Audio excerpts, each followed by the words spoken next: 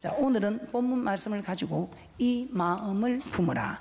잠언서 4장 23절에서는 이렇게 말씀하고 있습니다. 잠언서 4장 23절에 무릇 지킬 만한 것보다 내 마음을 지키라. 생명의 근원이 이에서 남이니라. 무릇 지킬 만한 것보다 내 마음을 지켜라. 생명의 근원이 이에서 남이라. 제가 이 마음 설교를 하면서 준비하면서 보면 이 마음, 모든 세상 만사가 모든 마음먹기 달렸다는 것입니다. 어떤 마음을 가지느냐에 따라서 죽기도 하고 살기도 합니다.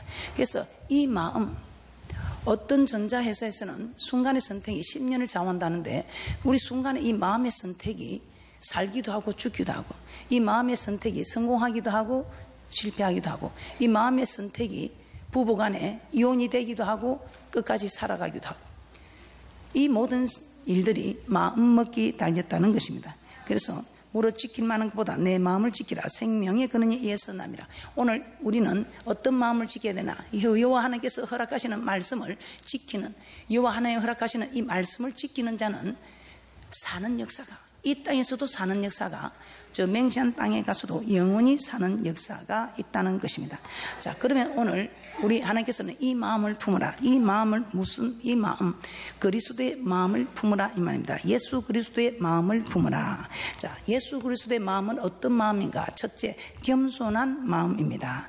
자, 예수님은 마태복음 11장 29절에서 이렇게 말씀하고 있습니다. 나는 마음이 온유하고 겸손하다. 나는 마음이 온유하고 겸손하다. 이렇게 말씀하고 있습니다. 즉, 예수님의 마음은 온유하고 겸손하다는 것입니다. 자, 겸손은 자신을 상대방보다 낮추는 것입니다. 자, 예수님은 어떻게 낮추셨나? 한없이 낮추셨습니다. 예수님은 한없이 낮추신 분입니다. 빌립보서 2장 6절에서 7절 말씀 함께 보겠습니다. 시작. 그는 근본 하나님의 본체시나 하나님과 동등됨을 취할 것으로 여기지 아니하시고 오히려 자기를 비워 종의 형체를 가져 사람들과 같이 되었고. 예수님은 하나님이시지만 종의 형체를 가져 사람과 같이 되셨다. 자, 하나님이 이 땅에 오셔서 사람의 모양을 입고 하나님께서 친히 이 땅에 사람의 모양으로까지 낮추셨다 이 말입니다. 자, 사람의 모양이 어떤 모습이에 그렇게 낮추셨다는 것입니까? 예수님은 종의 형체를 가져 사람들과 같이 되었다. 종의 형체를 가져 사람들과 같이 되었다. 그래서 이 말은 사람은 하나님 앞에 종이라는 것입니다. 종의 형체를 가져 사람들과 같이 되었다. 이 말은 사람은 하나님의 종이라는 것입니다. 그러므로 예수님은 하나님을 주인으로 섬기는 종의 형체, 종의 모습, 사람의 모습으로까지 자기를 낮추셨다는 것입니다. 종의 형체를 가져 사람들과 같이 되었다. 사람은 하나님 앞에 종이라는 것입니다. 자, 그러면 우리는 너무나 잘 알고 있지만 하나님을 나의 주인으로 모시고 우리는 하나님의 종으로 살아야 한다는 것입니다. 그러면 주인과 종의 관계가 어떻습니까? 주인과 종의 관계가 어떻습니까? 주인은 종에게 무슨 일을 시킬 때에 부탁을 하지 않습니다. 주인과 종의 관계는 그렇습니다. 주인은 종에게 부탁하지 않습니다. 명령합니다. 명령하는 것입니다.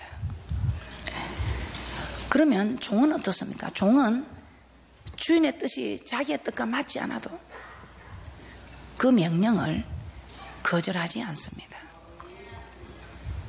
주인의 어떤 말에도 무조건 네 라고 받아들여야 한다는 것입니다.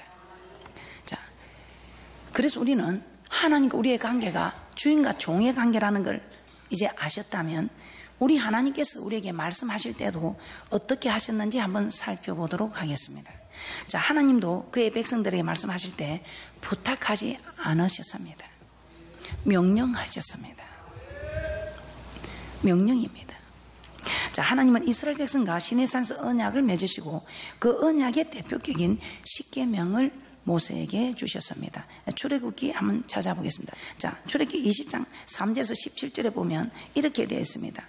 10계명을 말씀하고 있는데 제1계명, 너는 나 외에 다른 신들을 내게 있게 말지니라, 이렇게 3절에 말씀하고 있습니다.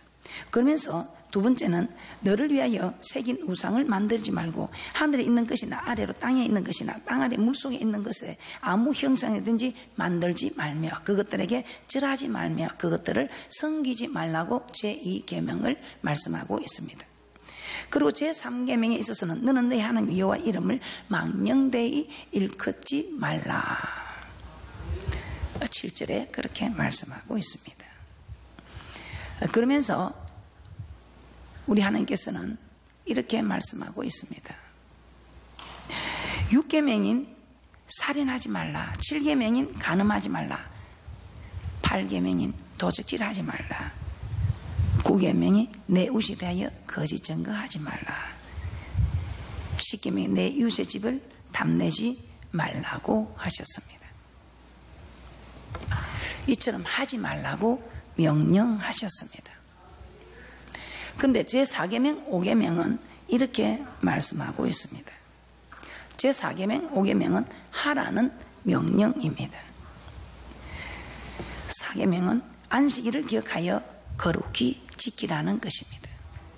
5계명은 내 부모를 공경하라는 것입니다. 출애굽기 24장 3절 말씀입니다. 함께 보겠습니다. 시작. 모세가 와서 여호와의 모든 말씀과 그 모든 율례를 백성에게 고하며 그들이 한 소리로 응답하여 가로되 여호와의 명하신 모든 말씀을 우리가 준행하리다. 하나님의 명령을 받은 이스라엘 백성들은 잠시 생각해 보겠습니다. 하나님 기도해 보겠습니다. 목사님 제가 잠깐 기도해 보겠습니다. 어떤 분들은 뭘 부탁하면 제가 기도해 보겠습니다. 이런 이야기 참 많이 했습니다. 그런데 이런 말씀을 이제 알고부터는 기도해 보겠습니다, 생각해 보겠습니다, 이런 게 없이 우리 하나님께서 말씀하시면 네, 아멘입니다. 네, 우리가 준행하겠습니다. 하나님의 명령을 듣는 즉시 한 목소리로 여호와의 명하신 모든 말씀을 우리가 준행하겠나이다, 이렇게 대답했습니다. 그래서 여호와께서 명령하신 모든 말씀에 네, 그렇게 하겠습니다 하고 응답한 것입니다. 이것이 종의 자세로 하나님의 명령을 받는 자세라는 것입니다. 자, 그래서 오늘날 우리도 하나님의 말씀에는 무조건 네 하고 대답해야 한다는 것입니다. 자, 하나님께서 예수님을 이 땅에 보내시기 위해서 어떤 일이 있었습니까? 동정녀 마리아를 찾아왔습니다. 자, 동정녀 마리아에게 가브리엘 천사를 보내어 내가 수태하여 아들을 낳으리니 그 이름을 예수라 하라, 그렇게 말했습니다. 이게 아직 결혼도 하지 않고 전에 마리아가 잉태하여 아들을 낳게 된다면 마리아는 정혼한 요셉과 그 결혼이 파기될 뿐 아니라 이 아이를 잉태하면 간음하였다고 돌에 맞아 죽게 됩니다. 자, 인간적인 생각으로 보면 도저히 받아들이기 어려운, 정말 이건 받아들일 수가 없는 형편입니다. 그러나 마리아는 어떻게 하였습니까? 누가복음 1장 38절입니다. 시작. 마리아가 가로되 주의 계집종이 오니 말씀대로 내게 이루어지니이다 하며 천사가 떠나가니라. 주의 계집종이 오니, 주의 계집종이 오니, 주의 계집종이 오니, 이 말이 무슨 말입니까? 하나님은 나의 주인이십니다. 하나님은 나의 주인이십니다. 나는 하나님의 종입니다. 주의 계집종. 하나님은 나의 주인이고 나는 하나님의 종입니다. 주의 계집종. 하나님은 나의 주인이시고 나는 그 주인의 종, 하나님의 종이라는 것입니다. 그래서 이 종은 자기 뜻이 없는 것입니다. 자기 뜻이 없이 주인이 말하면 생명도 버릴 각오를 하고 내라고 대답한 것입니다. 그래서 이처럼 하나님의 명령에 무조건 내라고 대답해야 합니다. 우리가 지금은 이런 일이 우리에게 일어나지 않을 수 있습니다. 그러나 우리가 환난을 견뎌야 되는 이때에는 정말 생명을 내어놓아야 하는 이런 일이 일어날 수 있습니다. 지금 이런 일이 없다고 우리가 그런 믿음까지는 준비하지 않아도 된다고 생각할 수 있습니다. 그러나 환난 때는 우리가 이런 믿음이 되어야 한다는 것입니다. 그러기 위해서 우리는 지금 작은 일에 순종하는 그 사람이 이런 큰 일에도 순종을 하게 되는 축복이 있을 줄 믿습니다. 자, 우리는 이처럼 하는 명령에 무조건 내라고 대답해야 합니다. 그리고 그 명령을 받아야 합니다. 자, 그러면 왜 우리는 하나님의 명령에 무조건 내라고 받아야 하는가? 왜 우리는 하나님의 말씀에 이렇게 명령을 받아야 하겠습니까? 요한복음 12장 49절에서 50절입니다. 시작. 내가 내 자유로 말한 것이 아니요 나를 보내신 아버지께서 나의 말할 것과 이를 것을 친히 명령하여 주셨으니 나는 그의 명령이 영생인 줄 아노라. 그러므로 나의 이르는 것은 내 아버지께서 내게 말씀하신 그대로 이르노라 하시니라.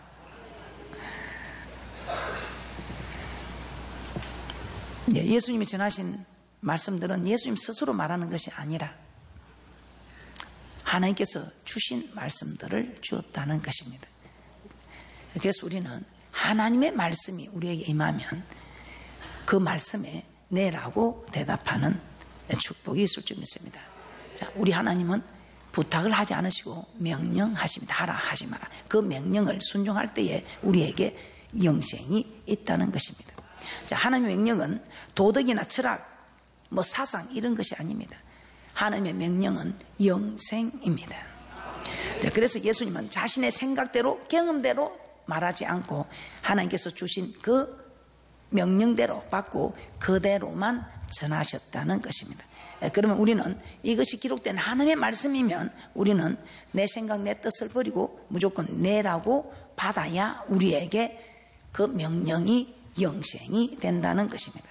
자, 오늘 하나님은 주의 종을 통해서 우리에게 명령을 하십니다.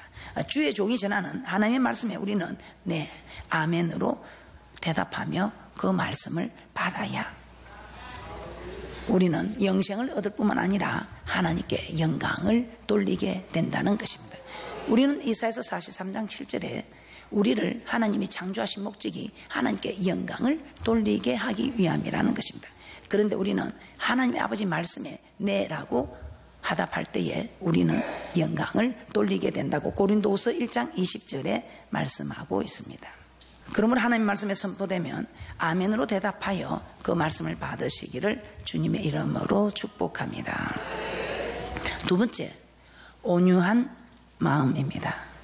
예수님은 나는 마음이 온유하다고 하셨습니다. 자, 여기서 온유는 하나님의 모든 말씀에 순종하는 것입니다. 예수님 하나님의 모든 말씀에 네라고 대답하며 그 말씀을 받았습니다. 그리고 네라고 대답하며 그 받은 말씀에 복종하셨습니다. 어떻게까지 복종하신가? 죽기까지 복종하셨다는 것입니다. 빌립보서 2장 8절입니다. 빌립보서 2장 8절에 우리 하나님께서는 복종하셨는데 얼마만큼 어느 수준만큼 복종하셨냐? 죽기까지 복종하셨다는 것입니다. 빌립보서 2장 8절입니다. 시작. 사람의 모양으로 나타나셨으며 자기를 낮추시고 죽기까지 복종하셨으니 곧 십자가에 죽으십니다. 예수님은 모든 사람의 죄를 지고 십자가에 못 박혀 죽으라는 하나님의 그 명령까지도 복종하셨던 것입니다. 자, 이처럼 예수님은 하나님의 명령에 죽기까지 복종하셨습니다. 이것이 그리스도의 마음입니다. 즉 온유한 마음인 것입니다.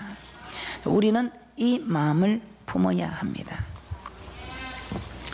그러면 예수님은 어떻게 이렇게 십자가에 못 박혀 죽으라는 하나님의 그 명령에 순종할 수 있었을까요? 어떻게 이런 명령에 순종할 수 있었을까? 정말 순종하기 어렵겠지요. 그러나 그 이유가 빌립보서 2장 9절에서 11절에 나오고 있습니다. 하나님의 명령에 복종하여 십자가에 못 박혀 죽으셨을 때에 그것으로 끝나는 것이 아니었습니다. 우리 하나님이 예수님을 죽음에서 다시 살리시고 지극히 높여 모든 이름 위에 뛰어난 이름을 주셨고 믿는 모든 자들로 하여금 예수 이름에 무릎을 꿇게 하시고 모든 입으로 예수 그리스도를 주라 시인하여 하는 아버지께 영광을 돌리게 하셨습니다. 자, 이런 일이 있기 때문에 정말 십자가의 그 고통, 그 죽음을 개의치 아니하시고 그 죽음에까지 복종하셨던 것입니다. 빌립보서 2장 9절에서 11절입니다. 시작. 이름으로 하나님이 그를 지극히 높여 모든 이름 위에 뛰어난 이름을 주사 하늘에 있는 자들과 땅에 있는 자들과 땅 아래에 있는 자들로 모든 무릎을 예수의 이름에 꿇게 하시고 모든 입으로 예수 그리스도를 주라 시인하여 하나님 아버지께 영광을 돌리게 하셨느니라. 예수님이 죽기까지 복종한 이것으로 끝난 것이 아니었습니다. 끝난 것이 아니라 이 죽음을 통해서 가장 큰 영광을 얻은 것입니다. 그래서 히브리서 12장 보면 이렇게 말씀하고 있습니다. 히브리서 12장 2절 말씀입니다. 예수님은 그 앞에 있는 즐거움을 위하여 십자가를 참으셨다고 말씀하고 있습니다. 예수님은 이 십자가 고난 후에 장차 부활하여 하나님 보좌 우편에 앉게 될 그 영광을 바라보셨다는 것입니다. 아무리 십자가 고난이 힘들고 어렵다 해도 만유의 주인이신 하나님 보좌 우편에 앉는 영광에 비하면 지극히 작은 것이라는 것입니다. 히브리서 12장 2절입니다. 히브리서 12장 2절 함께 보겠습니다. 시작. 믿음의 주요 또 온전케 하시는 이인 예수를 바라보자. 저는 그 앞에 있는 즐거움을 위하여 십자가를 참으사 부끄러움을 개의치 아니하시더니 하나님 보좌 우편에 앉으셨느니라. 우리도 이 영광 바라보고 우리도 참고, 예수님처럼 이런 큰 고난은 아니지만 우리도 작고 큰 고난을 참아가고 있다는 것입니다. 아무리 십자가 고난이 크기로서니 우리 주님께서 하나님 보좌 우편에 앉는 그 영광에 비하면 지극히 작은 것이라는 것입니다. 아무리 고난이 길다 해도 영원한 영광에 비하면 지극히 짧은 것이라는 것입니다. 십자가의 고난은 하나님이 장차 주실 영광에 비하면 아무것도 아니라는 것입니다. 그래서 예수님은 십자가의 고난을 바라본 것이 아니라 하나님이 주실 영광을 바라봤기 때문에 그 십자가 고난도 기꺼이 받을 수 있었다는 것입니다. 모세도 마찬가지입니다. 히브리서 11장 24절에서 26절에 모세에 관한 말씀이 기록되고 있습니다. 모세는 어떤 사람입니까? 애굽의 왕자였습니다. 죽을 때까지 인생을 즐기며 부귀 영화를 누리고 편하게 살 수 있는 사람입니다. 그런데 애굽의 왕자를 포기합니다. 그러면서 오히려 하나님의 백성과 함께 고난받고 그리스도를 위하여 능력을 받는 삶을 택합니다. 애굽의 왕자의 삶을 포기하고 하나님의 백성과 함께 고난받는 삶을 선택한 것은 왜일까요? 왜 왕자의 길을 버리고 죽을 때까지 편하게 살 수 있는, 즐겁게 살 수 있는 왕자의 길을 버리고 왜 고난의 길을 선택했을까요? 히브리서 11장 24절에서 26절입니다. 시작. 믿음으로 모세는 장성하여 바로의 공주의 아들이라 칭함을 거절하고 도리어 하나님의 백성과 함께 고난받기를 잠시 제약의 낙을 누리는 것보다 더 좋아하고 그리스도를 위하여 받는 능력을 애굽의 모든 부하보다 더 큰 재물로 여겼으니 이는 상 주심을 바라봄이라. 세상에서 누리는 즐거움과 영광은 잠깐입니다. 그러나 하나님이 주실 상은 지극히 크고 영원합니다. 그러므로 이 땅에서 잠시 누릴 쾌락과 영광을 바라보면 고난을 받을 수 없습니다. 하나님께서 장차 주실 영광을 바라보면 어떤 고난도 참을 수 있습니다. 모세도 이 땅에서 받는 고난을 바라본 것이 아니라 장차 하나님이 주실 지극히 크고 영원한 상을 바라봤다는 것입니다. 그래야 하나님의 백성과 함께 고난 받을 수 있고 또 그리스도를 위해 능력을 받을 수 있었던 것입니다. 또 사도 바울은 이렇게 말씀하고 있습니다. 로마서 8장 17절에서 18절입니다. 함께 보겠습니다. 시작. 자녀이면 또한 후사 곧 하나님의 후사요 그리스도와 함께한 후사니 우리가 그와 함께 영광을 받기 위하여 고난도 함께 받아야 될 것이니라. 생각건대 현재의 고난은 장차 우리에게 나타날 영광과 좋게 비교할 수 없도다. 그러므로 현재의 고난을 바라보지 말고 장차 우리에게 나타날 영광을 바라봐야 한다는 것입니다. 말씀에 순종함으로 다가오는 고난을 우리는 능히 감당해야 한다는 것입니다. 우리는 고난을 감당해야 됩니다. 누가복음 22장 42절에서 44절입니다. 도저히 이 고난을 감당할 수 없다 하고 고민만 하고 있을 것이 아니라, 염려만 하고 있을 것이 아니라 기도의 자리에 앉으면 우리 예수님도 감당할 수 없다고 한 것을 감당하셨습니다. 누가복음 22장 42절에서 44절입니다. 시작. 가라사대 아버지여, 만일 아버지의 뜻이거든 이 잔을 내게서 옮기시옵소서. 그러나 내 원대로 마옵시고 아버지의 원대로 되기를 원하나이다 하시니, 사자가 하늘로부터 예수께 나타나 힘을 돕더라. 예수께서 힘쓰고에서 더욱 간절히 기도하시니 땀이 땅에 떨어지는 핏방울같이 되더라. 땀은 끈적끈적 흐르는데 얼마나 간절히 기도했으면 땀이 땅에 떨어지는 핏방울은 뚝뚝 떨어지죠. 그래서 얼마나 간절히 기도했으면 뚝뚝 떨어진다. 우리가 이렇게 간절히 땀이 핏방울 떨어지듯 간절히 기도는 못해도 그래도 주님 앞에 우리가 간절한 마음을 품고 기도하면 우리도 감당할 수 없다고 고백한 예수님도 그 일을 감당케 해서, 그 일을 감당하니 사자가 나타나서 힘을 돕더라. 우리도 정말 감당할 수 없다고 울고만 있을 게 아니고, 고민만 하고 있을 게 아니고, 염려만 하고 있을 게 아니고, 주님 앞에 와서 하나님 저 좀 도와주세요 하고 간절히 기도하시면 우리 하나님이 사자를 보내셔서 우리에게 힘을 도와서 이 십자가 고난을 질 수 있었던 예수님처럼 우리도 모든 것을 감당할 수 있다는 것입니다. 성령, 그래서 우리는 기도해야 됩니다. 기도하는 것이 하나님의 뜻입니다. 기도가 답입니다. 그래서 기도할 때 우리가 성령의 충만함을 받고, 이 성령은 우리로 하여금 하나님의 말씀에 순종하는 어떤 고난도 한난도 감당할 수 있는 힘을 주셔서 우리가 이 모든 것을 감당하고 이기게 한다는 것입니다. 자, 그래서 예수님은 제자들에게도 환난의 때에 총독들과 임금들 앞에 끌려갈 때에 무엇을 말할지 염려하지 말라고 했습니다. 그때 너희 속에서 역사하시는 성령 하나님이 계신다. 성령께서 모든 것을 말씀하실 것이다. 마태복음 10장 19절에서 20절 보고 마치도록 하겠습니다. 마태복음 10장 19절에서 20절입니다. 성령께서 환난을 이기게 해 주신다는 것입니다. 그러나 아무에게나 이 성령이 충만히 임하지는 않습니다. 어떤 분에게, 기도하는 분에게, 기도할 때에 우리 성령 하나님께서 충만히 임하셔서 이 모든 일들을 이기게 감당하게 해 주신다는 것입니다. 마태복음 10장 19절에서 20절입니다. 시작. 너희를 넘겨줄 때에 어떻게 또는 무엇을 말할까 염려치 말라. 그때에 무슨 말할 것을 주시리니 말하는 이는 너희가 아니라 너희 속에서 말씀하신 자 곧 너희 아버지의 성령이시니라. 예수님의 제자들, 예수님 버리고 다 도망갔지만 성령의 충만을 입고는 사람을 두려워하지 않고 하나님을 두려워하라. 사람을 두려워, 하나님을 기쁘게 하라, 사람을 기쁘게 하라 하면서 전하지 말라는 제사장의 말을 뒤로 하고 담대히 말씀을 전할 수 있었던 거예요. 성령께서 환난을 이기게 해주신다는 것입니다. 그래서 저는 기도할 이유가 여기 있다는 것입니다. 기도하면 자연히 응답받는 것은 그는 물론이고,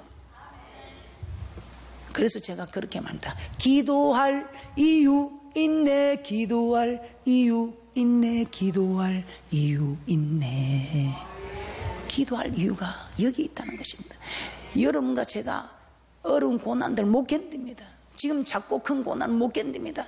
그러나 기도함으로 이 작고 큰 고난을 견딜 수 있고, 이 작고 큰 고난을 견딘 사람이 큰 환난과 고난도 견딜 수 있다는 것입니다. 마침 다윗이 골리앗을 무찌를 때 그게 단번에 골리앗을 무찌를 수 있었던 게 아니고, 그가 양을 칠 때에 사자 입에서, 곰의 입에서 양을 지킨 그 실력이 있었기 때문에 그때 사자 입에서, 곰의 입에서도 양을 끄집어낼 수 있도록 나를 지킨 여호와 하나님께서 저 할례 받지 못한 블레셋 사람 골리앗점이하고 양을 곰의 입에서, 사자 입에서 지키는 그 훈련이 없었다면 그 골리앗을 무찌를 수 없었을 거예요. 어떻게 두려워서 다 도망을 가는 그때에.